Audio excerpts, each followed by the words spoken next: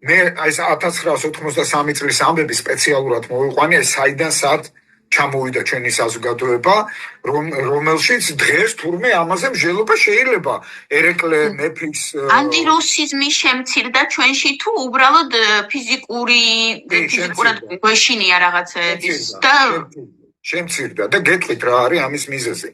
იმიტომ რომ რუსიზმის პირდაპირ გამოვლენას დღევანდელი თაობები ვერ ხედავენ. ჩვენ ხედავდით, რაში გამოისახებოდა ეს. სავალდებულო იყო რუსული ენის ცოდნა, მაგალითად.